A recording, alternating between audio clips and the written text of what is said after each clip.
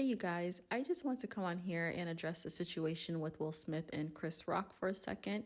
I know this is going to be a hot topic this week, so I thought it'd be the perfect time to express my impromptu disgust with Will Smith's behavior. So on Sunday, March 27th, the 94th Academy Awards aired live from the Dolby Theater in Hollywood, California. It was an attractive setup with all of Hollywood's most relevant actors all gathering for a socially distanced ceremony. The night started off with a bang. Amy Schumer, Wanda Sykes, and Regina Hall made an impressive, entertaining commencement to the show, setting us up right. Some of the jokes were slapstick funny and others made you kind of wince as they were offensive, however, still very funny. And it got bolder as the night went on. They told a lot of risque jokes, made fun of a lot of people, and it was all in good fun.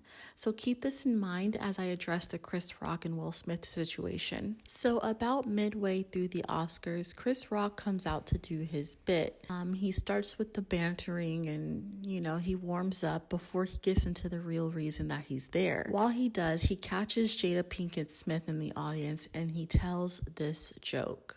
Jada, I love you. G.I. Jane 2, can't wait to see it. All right?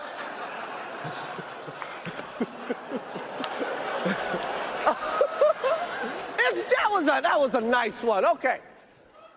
Jada noticeably rolls her eyes as if she's annoyed, but lightly smirks to show that she's still a good sport, because that's etiquette, and grace is the type of trait that you are expected to bestow, especially in a prestigious event like the Oscars. Will Smith also appeared to laugh at the joke. However, it wasn't in good humor, but to mask his incensement. He proceeded to walk on stage during Chris Rock's performance and slaps him clean across the jaw.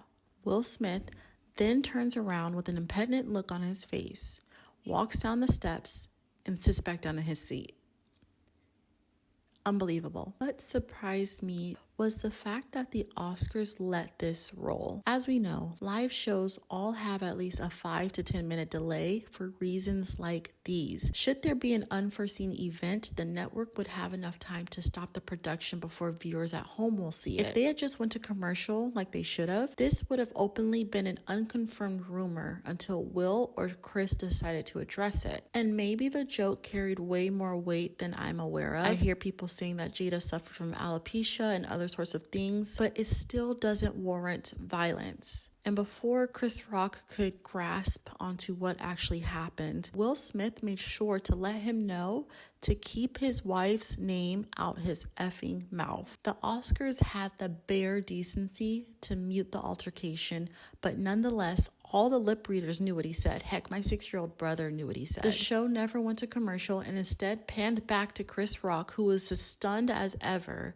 and we're forced to watch him finish his lines, visibly upset. His upbeat energy was understandably flushed and undoubtedly turned into anger. It was appalling and downright demeaning in my opinion. It could have been any other person in that building and Will Smith would have never gotten out of his seat. For some reason, he felt like Chris Rock was as insignificant as a random Joe on the street, enough to put his hands on him in a way he doesn't even discipline his own kids. But this isn't the first time Will Smith has chosen violence. And I don't count that one time a reporter tried to kiss him on the lips and Will gave him that love tap on the cheek.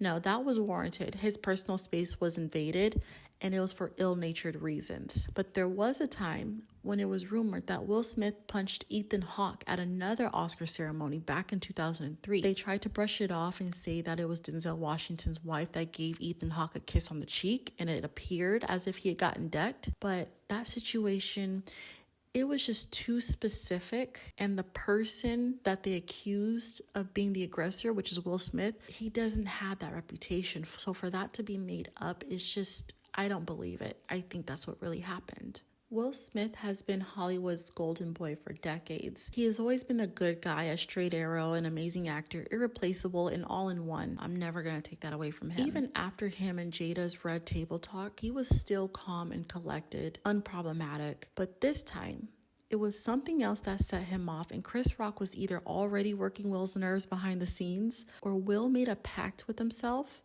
that the next person that talks shit about any of his family is gonna get the fade. I won't sleep on Will Smith. I know where that buildup comes from, and I think a lot of it comes from his wife and that damn Red Table Talk. Jada, her mom, and Willow divulge a lot of private, sacred information that unnecessarily puts them on Front Street. Will was made to look like a simp after Jada confessed her entanglement with August Alsina, and I think the question of his masculinity got to him, when in fact, I never took Will's silence for femininity, ever. I could tell that the way that he was looking at her from across that table, that he can turn it inside out if he wanted to. But humility, time, patience, and emotional intelligence are the reasons he doesn't act that way. Not usually. But this jaw-dropping moment of the 2020s is when Will got the chance to control his narrative again, and nobody at the show held him accountable. In 2016, Will and Jada made the decision to boycott the Oscars because he didn't receive a nomination for the movie Concussion. The film is about a doctor that discovers the connect between football head injuries and neurological deterioration similar to Alzheimer's. Will Smith plays Dr. Bennett Omalu,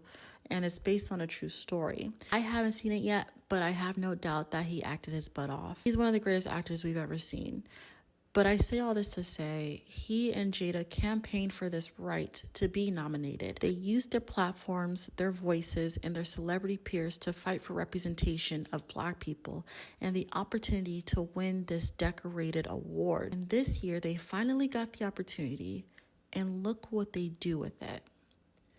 While I have lost a lot, not all, but a lot of respect for Will Smith, I have to say Chris Rock is a world-class man. His professionality and demeanor should have been applauded. If he had reacted the way most people would have, all we would have seen is two Black men slapboxing each other at the Oscars.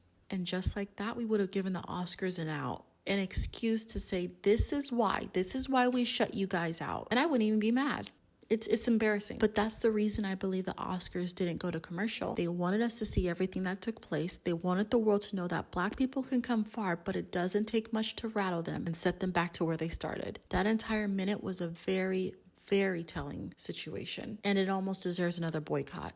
I can tell the secondhand embarrassment and disappointed in the other Black actors that were in attendance. I specifically believe that Serena, Venus, and even Serena's husband looked disheartened.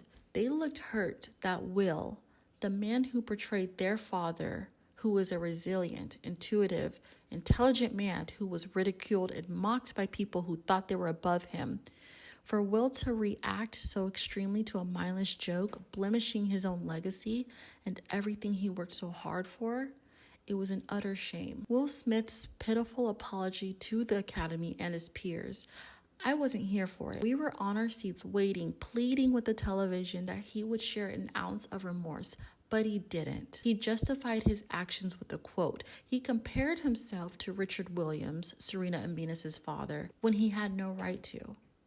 Richard wasn't slapping people just because he was offended. He took it on the chin and kept persisting. I was also turned off by the amount of love he received from the audience, yet I know why he did. Winning an Oscar puts you into an entirely different category of actors, the big leagues. You have the ability to star in bigger projects and even demand more money. But because Will Smith is already so accomplished, an Oscar for him, it doesn't do much. It just looks good in a room full of his other awards. And it may boost his salary a little bit, but in all honesty, he doesn't need it.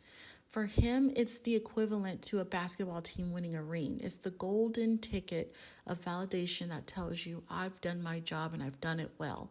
What Will has is star power and likability. As I said, he is Hollywood's golden boy, unproblematic. Kids love him, old ladies love him, men don't have a problem with him. He's just that guy, and he built this almost flawless reputation with the world. So the audience was extremely quick to forgive, but that doesn't mean he shouldn't have been held accountable. And if Will was my friend, I wouldn't even applaud him because I care enough to not enable this kind of behavior. His first Oscar ever, and he stood in his own way. That's why he was crying. He was embarrassed of himself. Will is a very smart man, and I believe he regretted not what he did, but the way that he did it. But Chris Rock has said he doesn't plan to press charges, which I knew he wouldn't. It just doesn't look like something that he would do, and it shows his mercifulness because I wouldn't have had it. Will wouldn't be able to step foot in another ceremony if that was done to me, ever. Let me know what you think. Who was in the wrong here? Was it Chris for making that sensitive joke? Was Will right for defending Jada in the manner that he did? Or was Will completely wrong? Does he deserve to be banned from the Oscars? Make sure you like, comment, and subscribe. and I'll catch you guys later. Thank you. Bye. That was a greatest night in the history of television. Okay.